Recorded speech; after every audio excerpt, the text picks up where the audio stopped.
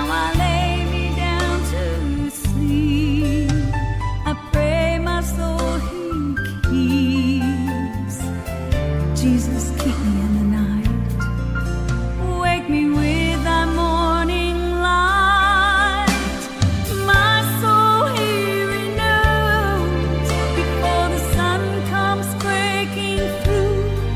I wake to see. Oh, wake me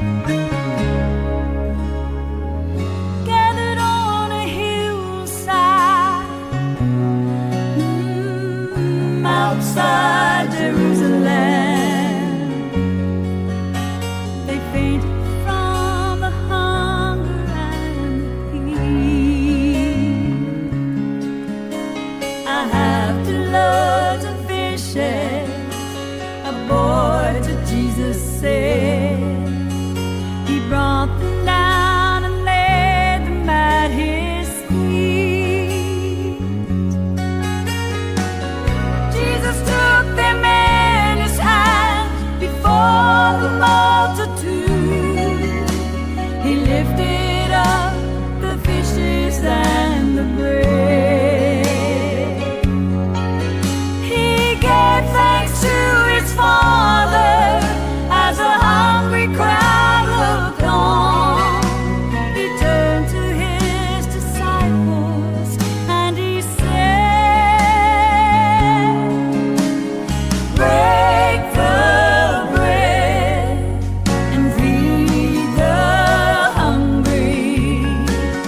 There's a vast abundance in my hand. Bring what you have to me and I will use it. The hungry will be fed throughout the land. Gathered on a hillside, outside Jerusalem, the Son of God was hung upon a tree. He looked upon the hungry crowd, he bowed his head and he became the living bread for you and me. Break the bread and feed the hungry. Share what is placed in your hand. Give what you have to him and let him use it. The hungry will be fed throughout the land. Bring what you have to me and I will use it. The hungry will be fed throughout the land.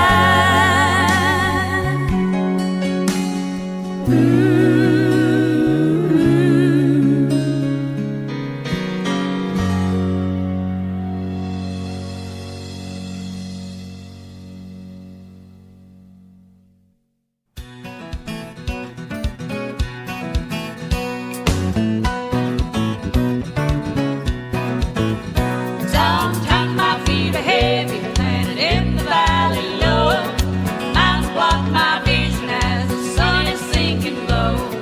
Just as David danced before the Lord with all his might, I'll race between these mountains, whether it be day or night.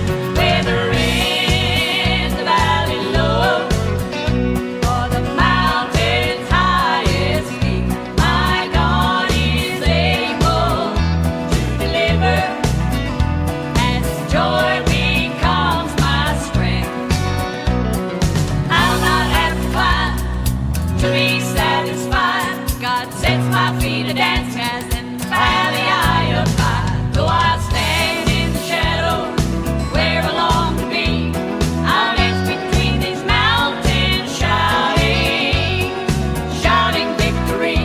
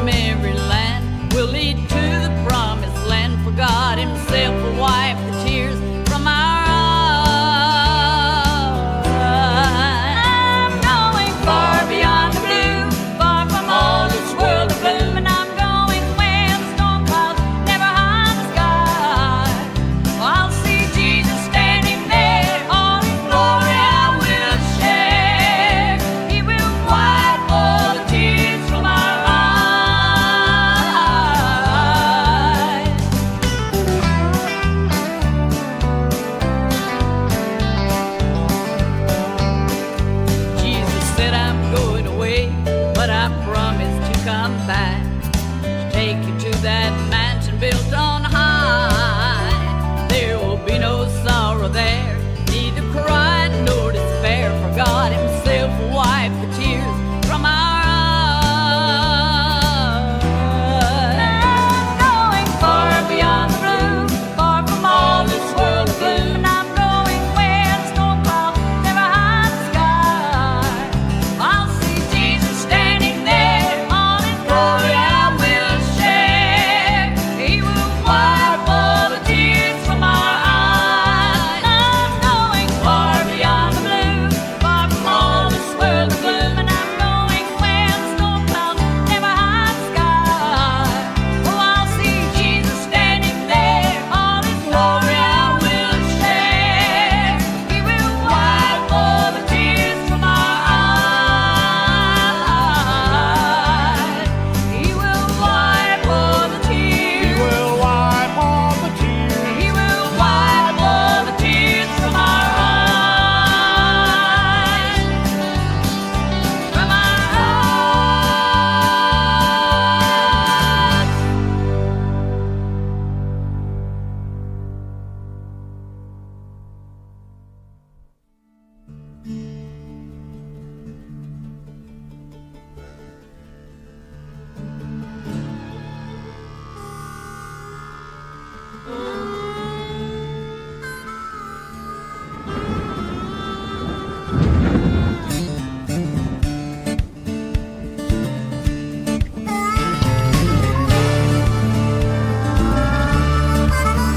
Rivers rise and rain keeps falling. Everything I own is washed away. Close my eyes and dear God I'm calling. My soul is in a calm and quiet place. Like the one that's cried by confusion, pierces through the darkness and the pain.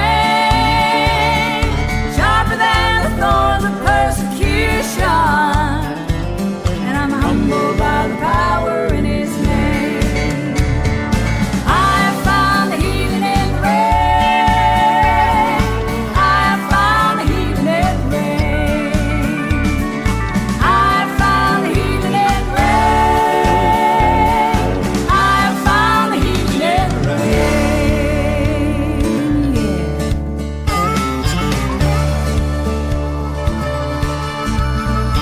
I'm not anxious any longer. Lord knows what he has in store for me. And if the storms of life grow stronger, the more it rains, the deeper I believe. 'Cause it's like the ones that's crowded by confusion, now pierces through the darkness and the pain. Sharper than the thorns of persecution, and I'm humbled by the power in his name. I have found the healing in the rain. I have found the healing in the rain.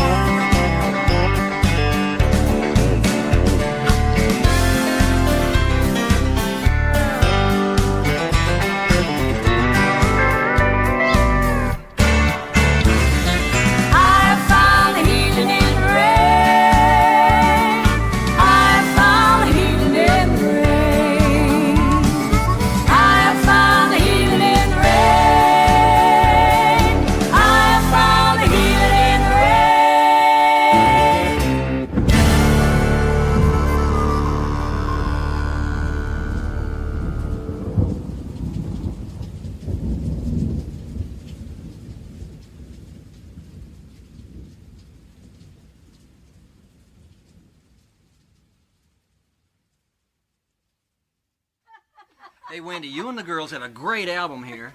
I think it's one of the best you've ever had. But you know what? We only got 9 songs on this album. And one of the girls asked me, I don't know if it was Jerry or Jan, but somebody said, ask him to tell you about the watermelon. What is this thing about watermelons? Watermelon. Man? Oh, yeah, I know what it is about watermelon. What tell me about it. What is it? First of all, I want you to know this story is a fact. It's a true story. With my hand up, if I had to die, this story's the truth. years ago we traveled in a van.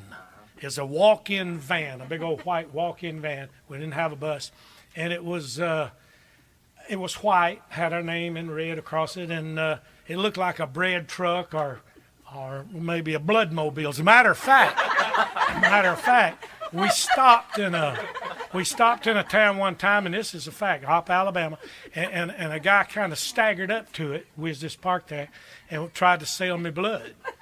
But if he showed up now, I think I'd buy it.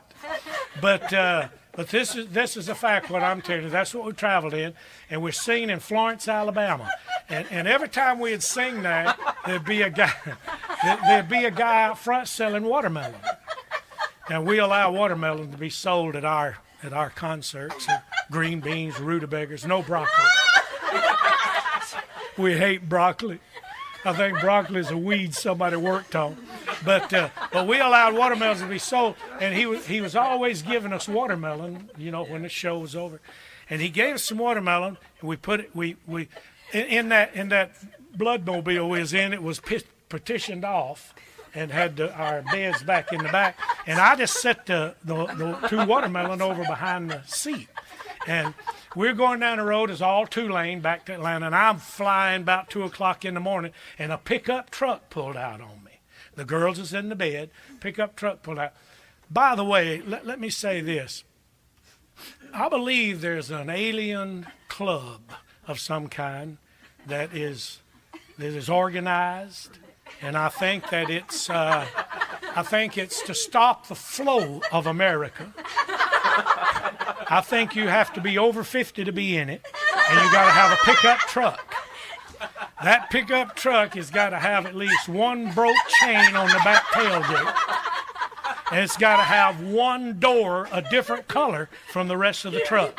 But outside of that, it's just a normal pickup truck. And I believe they sit at intersections trying to kill people. And well, one of them pulled out in front of me. I slammed on the brakes, and them two watermelons come. There's a cover over a motor, in that big old van. Them two watermelons come down that aisle doing about 150 miles an hour and hit the cover on that motor, and absolutely disintegrated in that bus. I mean, they covered me from head to foot. Well, when I slammed on the brakes, Geraldine jumped up and come running up there and just stopped right in that pile of watermelon and looked at me, and there's just enough light in there to where she saw me covered in that red watermelon. And she stood there for a minute. Geraldine's got the most blood-curdling scream, as you already know. For a minute, she just sat there, and I turned around with all that watermelon just all over me, and Geraldine swooned a minute and then let out a, ah! Just as loud as she could. Well, what do you do when somebody screams and you're driving a car? You slam on the brake. I slammed on them brakes. You would think that Geraldine went down when I slammed on. Geraldine went up. Her feet and head was on a level, and she landed right in that puddle of watermelon.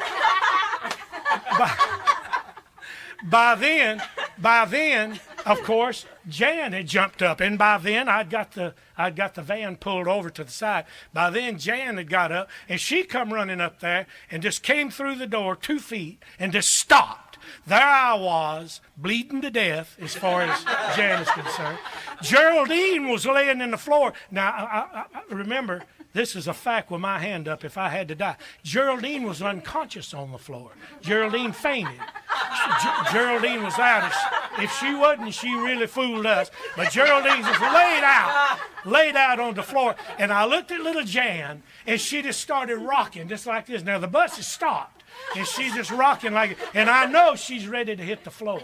And there's no question in my mind she'd have landed right down there with Geraldine, except a piece of watermelon fell off my nose. When I ate it, she knew something.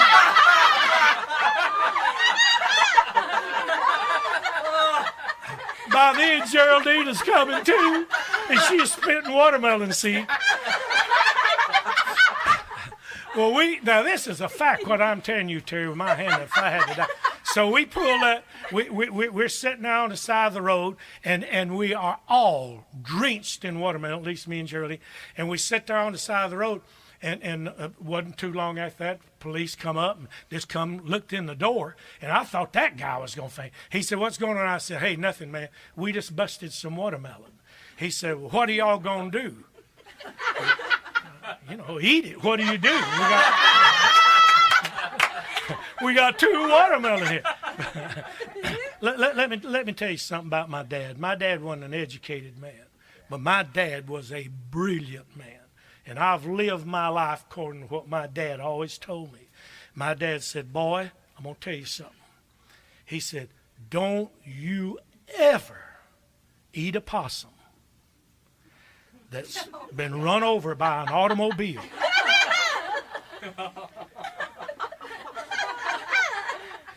Unless you are the one driving that automobile. He said, "You never know how long that possum been laying on that road." So I figure the same thing applies to watermelon. I busted them, I ate them.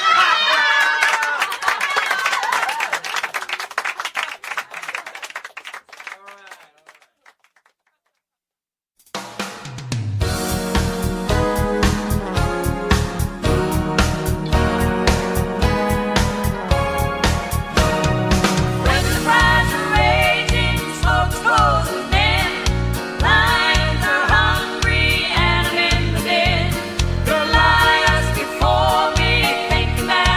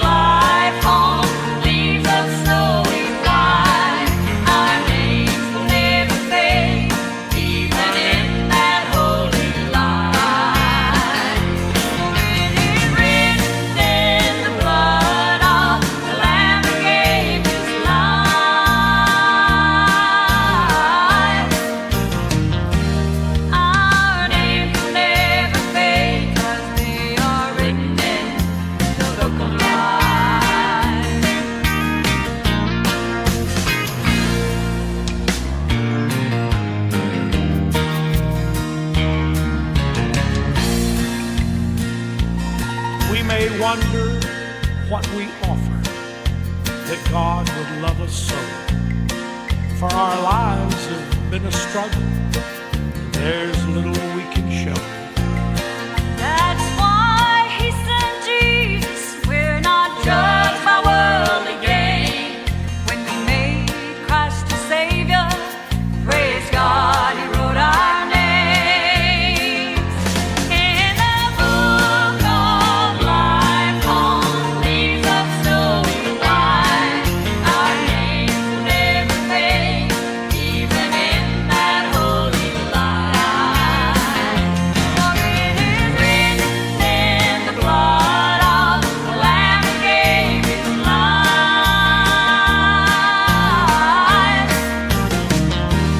Our names will never fade, 'cause they are written in the book of life.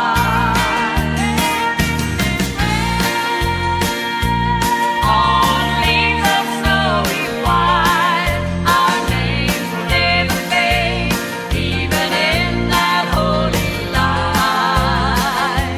For it is written in the blood of the Lamb who gave his life.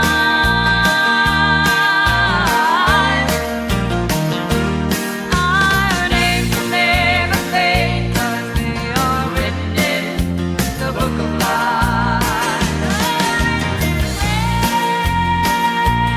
On leaves of snowy white, our names will never fade, 'cause they are written in the book of life. They're written in red. On leaves of snowy white, our names will never fade, 'cause they are written in the book of life. They're written in red.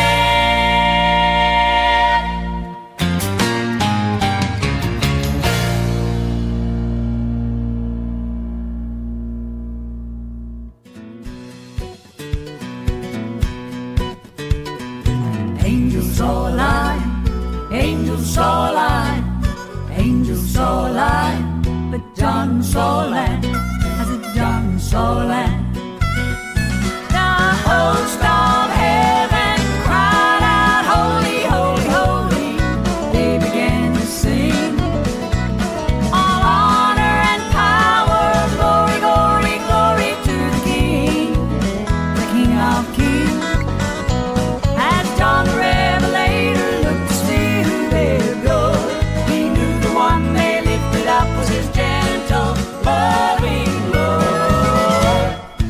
Angels all line, angels all line, angels all line, but John saw land, as if John saw land.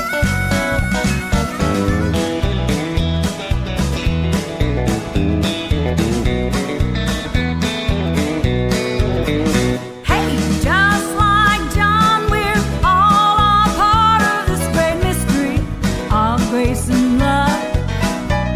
For our Creator came to earth to be a part of history, to give his life for us. One day we'll join the chorus as the Lion rules and reigns, a sweet song of salvation as we give the Lamb our praise. Angels all line, angels all line, angels all line, but John saw land, as if John saw land. Who is worthy to take the book, the Lion of Judah? Who is worthy to break the seal, the Lamb who was slain? Who is worthy to read the word, the root of David, the Lion and the Lamb? Jesus is his name. Angels all line, angels all line, angels all line, but John saw land. Angels all line, angels all line, angels all line, but John saw land, as John saw land.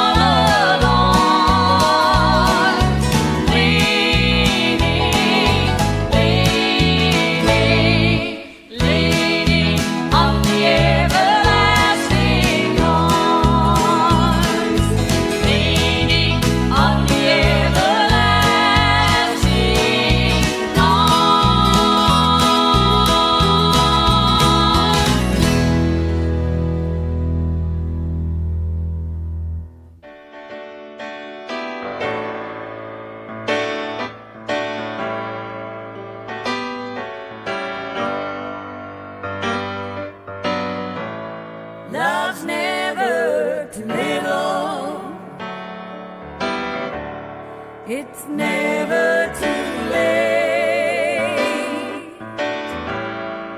The hardest part's over with the first step you take. Cross the bridge of forgiveness. Love is willing to wait. Love's never too little. It's never too late. A man and a woman, now they hardly speak. Their vows of forever are getting harder to keep. There's a mountain between them that grows bigger each day. It would just disappear if they only would live what their hearts long to say. Love's never too little. It's never too late. The hardest part's over with the first step you take. Cross the bridge of forgiveness. Love is willing to wait. Love's never too little. It's never too late. A thief and a beggar, so lonely and lost, on a hill with two others, soon to die on a cross, alone and forsaken, by this world thrown away. He'd come to the end and he needed a friend, and he heard Jesus say, love's never too little. It's never too late. The hardest part's over with the first step you take. Cross the bridge of forgiveness. Love is willing to wait. Love's never too little. It's never too late. Oh, cross the bridge of forgiveness. Love is willing to wait. Love's never too little. It's never too late. Never too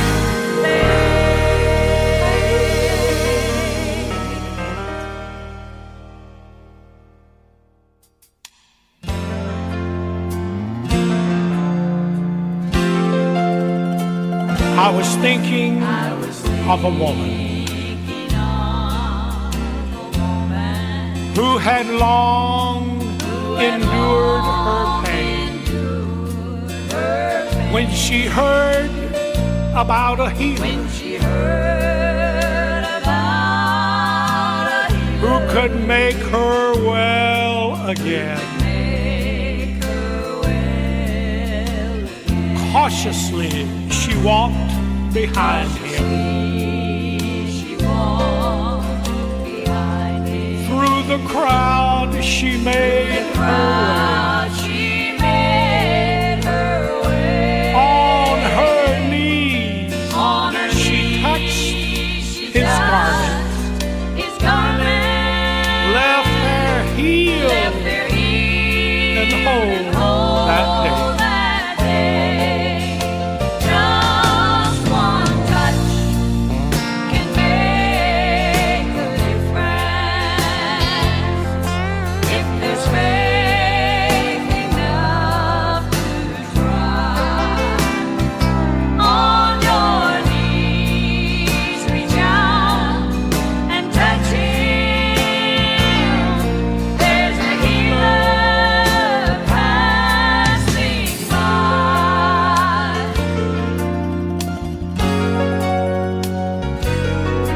Like the one who touched his garment.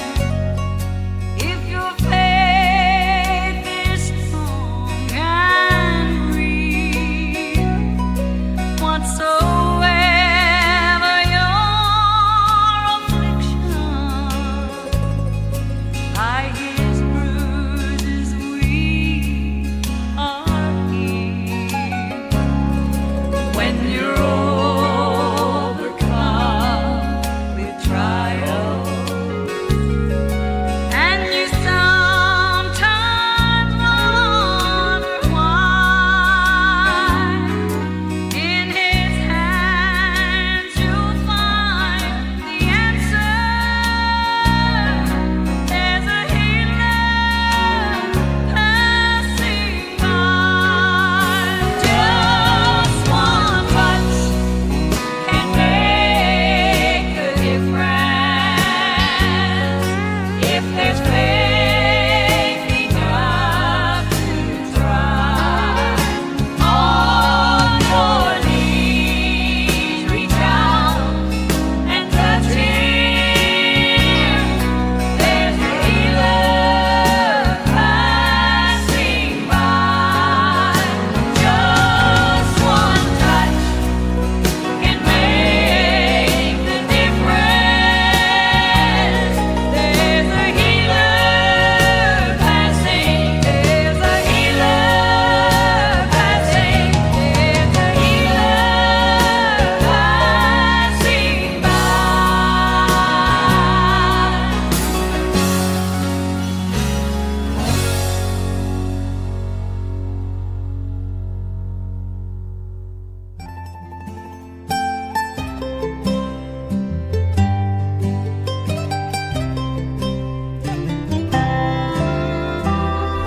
Praise God, I feel like singing.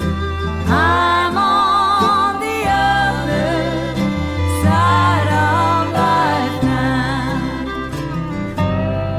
on a bed of sorrow, tears for my loved ones. I wish I could tell them the joy that I feel. Though my body is weary, my soul is uplifted, my sins are forgiven, my Jesus is real.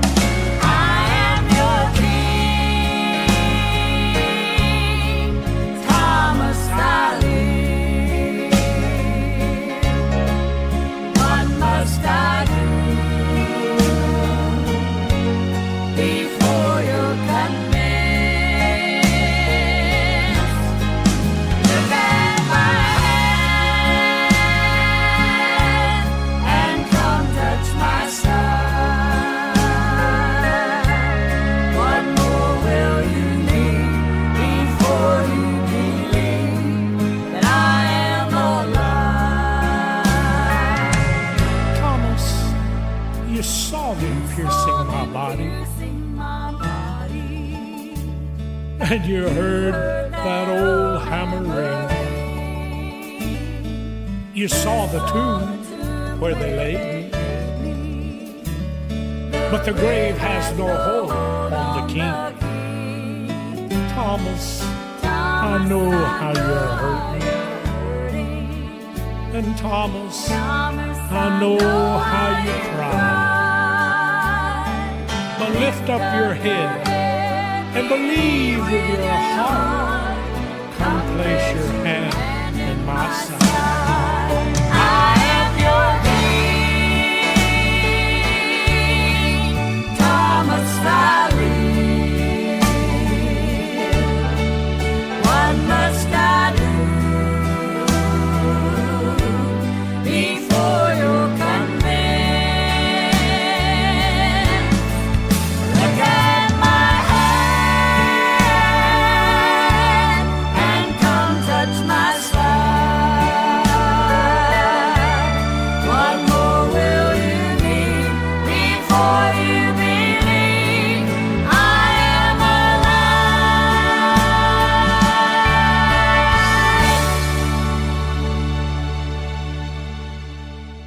Not long ago, now this is the truth, what I'm telling you with my hand up. Not long ago, we was out in Oklahoma at the Ebenezer Free Will Baptist Church, all day singing and dinner on the ground, homecoming. And singing on the program that day was a blind family. Now then, if I told you who they was, some of you'd know them, because they sing in churches all around the country.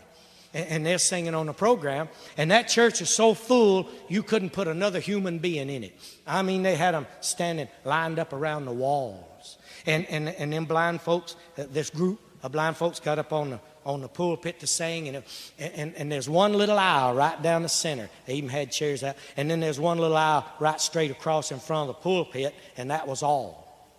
And they got up there on the pulpit to sing, and when they got up there, they realized there wasn't enough room up there for them 3 big old German police C&I dogs they had with them. And they didn't know what to do with them, so this feller that was in charge of them just laid them all 3 right down there in front of the pulpit. And the preacher got a little bit weird about it. And he went over to the fella in charge of those blind folks, and he said, "Brother," he said, "will them dogs be all right down there?" That man said, "Let me tell you something about them dogs." He said, "Don't worry about them dogs." He said, "Them dogs are highly trained." He said, "Them dogs will lay right there till I tell them to move, no matter what happens." He said, "Preacher," he said, "what you preach to that crowd out there, they may forget. But them dogs don't forget. Them dogs will be right there. Them dogs will lay right there and starve to death if I didn't tell them to move." Preacher said, "All right, I ain't going to worry about them." He said, "Don't you worry about them." So they was all jammed and crowded in there. You couldn't move.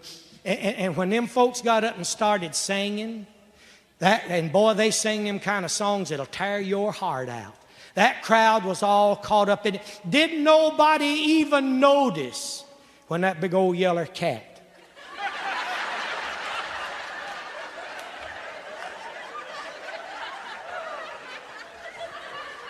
come walking down the center aisle of that church. Didn't nobody even see it, except them 3 big old German police dogs. You know what they done? They forgot.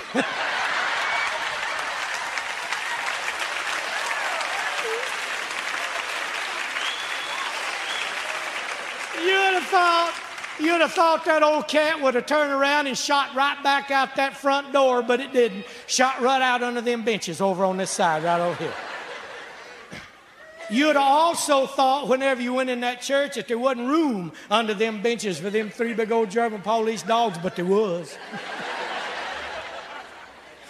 I mean, they just disappeared from where they was, and pandemonium set in. Let me tell you something. When you're sitting in church and you all caught up and these blind folks up there singing them songs like they sing them, the last thing in this world you expect is a foreign object on your legs.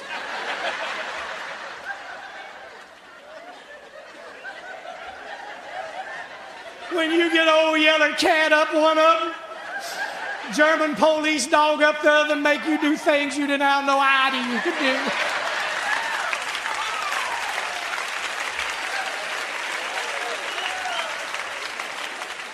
I mean, they was flat-footing from the sitting position, and that ain't easy. They was walking them benches. It was one of them look out, Sadie, ain't no door, there is now situations. I mean, you could tell everywhere everything went under there by the way there's exploding up out of their seats. And they just absolutely wrecked that side of the church. If they was trying to come forward, they was trying to go backwards. Preacher didn't know what happened. He ain't even seen them leave. While they started attacking him, he flat-footed that pulpit. Geraldine flat-footed him.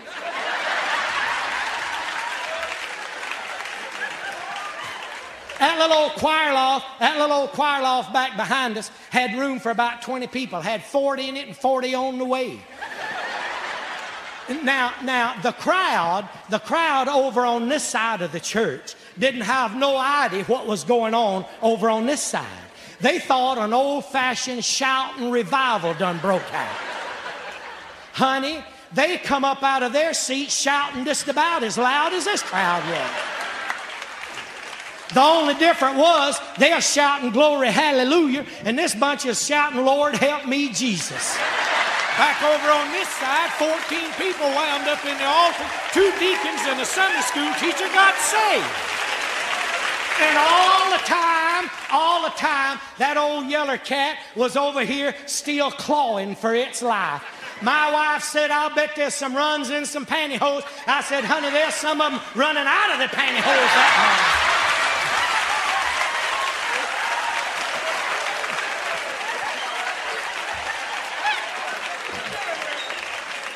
And them blind folks was up there singing. They didn't have no idea what was going on. The only thing they was thinking about was they done took that job too cheap. Any of you preachers out there that's got a church that's dying right before your eyes, let me tell you what to do. Get yourself an old yeller cat, 3 German police dogs. You may not get nobody saved, but you'll scare the devil out of the crowds you got, I guess.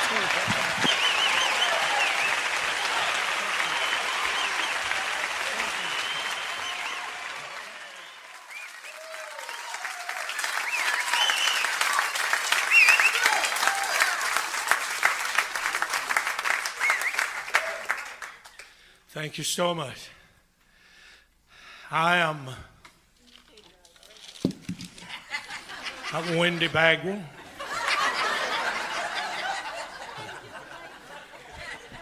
The stuff that you've been hearing about me getting old and senile is ridiculous. I'm as suave right now as I was when I was 20 years old. The only problem I got is women. I'm surrounded with women. On the bus, it's women. When I get home, it's women. Never been around nothing but women, always telling me what to do. It finally catches up with you, and it's about to kill me. So, I'm dedicating this story to all the men in the world who, like me, is in their upper 40s.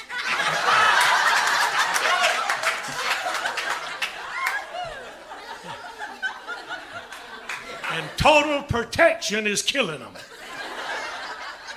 I'm going to tell you something, and this is a fact with my hand up if I had to die. We were singing in a town called Sugar Creek, Ohio, a couple of weeks ago. I started the stage, and little Roy Lewis, most of you know who he is, ran up to me and said, "Hey, Wendy," said, you got thing good to eat in that garbage can on the bus? Well, I knew instantly who he had been talking to. Geraldine and Jan, who for some reason gets a delight in telling people that I eat out of garbage cans. I'll tell you where that comes from. On the bus, we'll stop at McDonald's or somewhere and we'll get sausage, biscuits, whatever. Sometimes the girls, they eat a bite or two, roll it up in the paper, throw it in the trash. Well, that night after the show's over,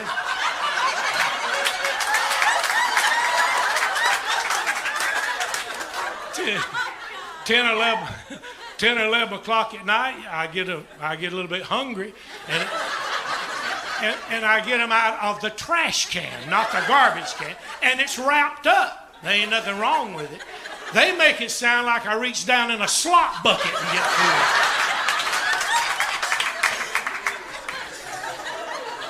But it's wrapped up and there ain't nothing wrong with it.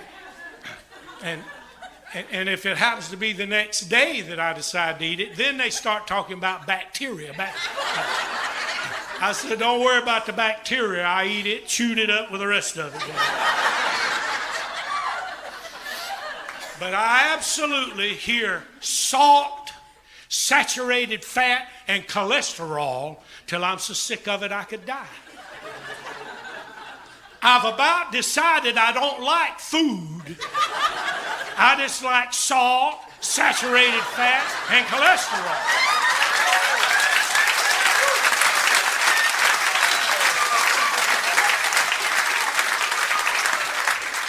Matter of fact, if they ever put it in patties, I'll buy it and fry it. I'll guarantee it. I'm going to tell you this, and it's a fact with my hand up. If I had to die where I'm standing, this is the truth. I came home the other day. I reached in the refrigerator and took out a carton of milk.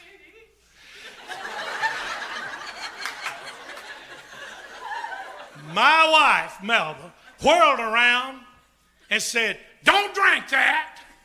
I said, "Why?" She said, "It'll clog up your arteries." I said, "Who said so?" She said, "The TV doctor said so." You know, growing up, all I wanted was a RC Cola. But it was drink your milk. Drink your milk if you want to be big like your Uncle Edgar. Drink your milk. Now it'll clog up my arteries. I said, "Well, what did he say for me to drink?" She said, "Well, if you want to be smart about it." Now, I want you to know what that woman said to me.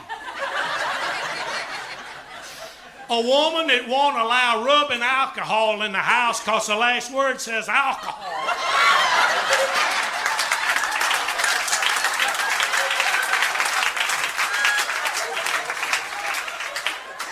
Whirled around to me and said, "Well, smart aleck, if you want to know," he said, "you should drink a little wine every day and clean out your arteries."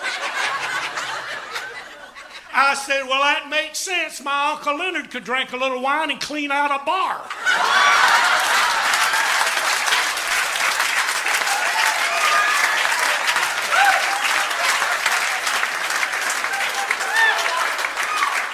My Uncle Leonard was always cleaning out his arteries. Matter of fact, and this is a fact, if I had to die where I'm standing, this is the truth. My Uncle Leonard come home from the war, World War II, come home from the war, and he announced that he was a demolitions expert. All his life been nothing but a poor dirt farmer. Now he's a demolitions expert, and he announces that he's no longer going to farm. He's in the demolition business. Wasn't long till my Uncle Leonard started getting a little bit of work. Somebody would, like for instance, be digging a well. They run into a rock in those days. They had to have a demolitions man come blow out the rock so they could dig the well. Same thing applied to pit toilets.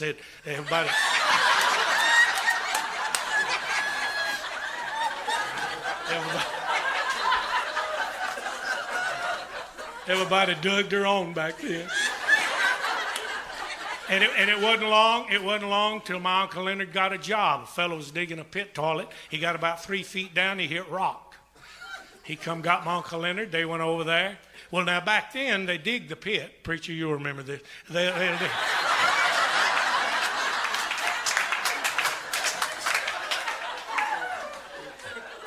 They dig a new pit, but they don't build a new outhouse.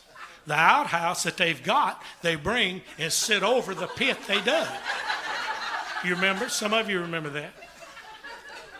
Okay, so my Uncle Leonard was to blow the rock out of the pit. My Uncle Leonard blew the rock out of the pit and blew the outhouse out of the county.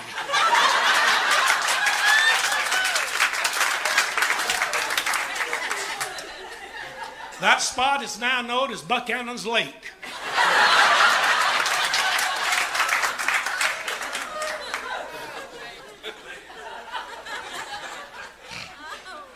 As my pastor, Quinn Evans, always says, this and I'll close.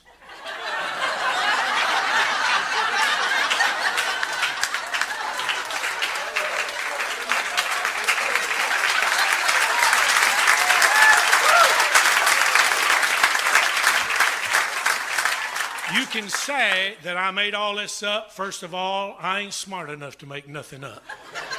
It's got to happen. You can say I made this up if you want to, but this is a fact with my hand up. I came down the other morning, reached in the refrigerator and took out an egg. An egg. And my wife whirled around at me like a mad woman and said, what are you going to do with that?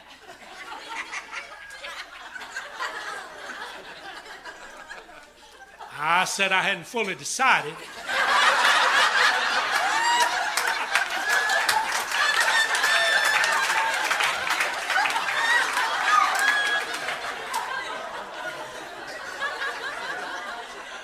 I said I ain't gonna lay it, it's already been laid.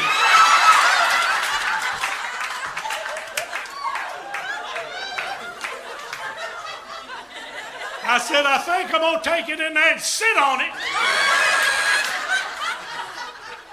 And when it hatches, I'm gonna start me a chicken farm. Gonna be the Wendy Bagwell chicken farm. Or either you go sit on it, we'll call it the Malva Bagwell.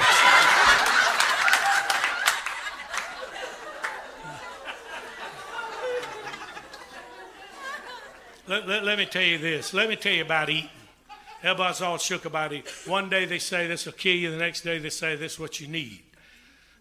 You never know what to eat. I'm going to tell you, I told my wife about my Uncle Herschel. My Uncle Herschel ate for breakfast every single morning of his life.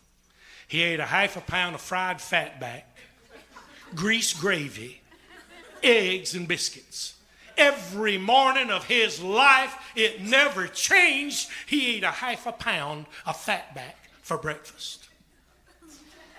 For 35 solid years, he ate a half a pound of fatback for breakfast. My wife whirled around at me and said, well, why did he quit? She thought she had me there. She thought she had me there. I said, because he died.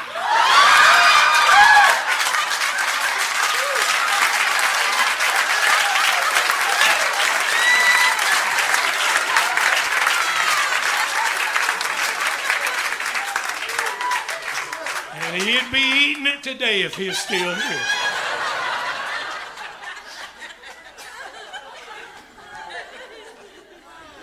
As my pastor, Quinn Evans, always says, about 30 minutes after he says, I'll close with this.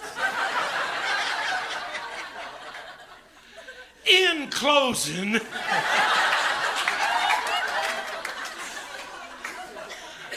they got all over me to go have a physical. I said, well, there ain't nothing wrong with me. They want me to go have a physical anyway. So I go to the doctor. I said, I'm here to have a physical. He said, all right, Mr. Bagwell. He said, have a seat over here if you would. And he got out his little thing there. And he said, a few questions I want to ask you before you have the physical. I said, go right ahead, doctor. Anything you want to know.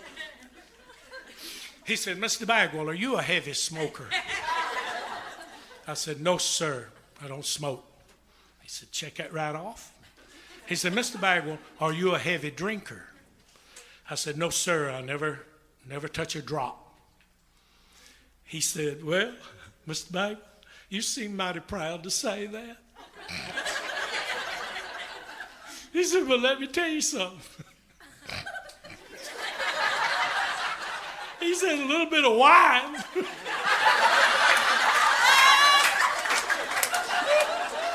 is good for your arteries.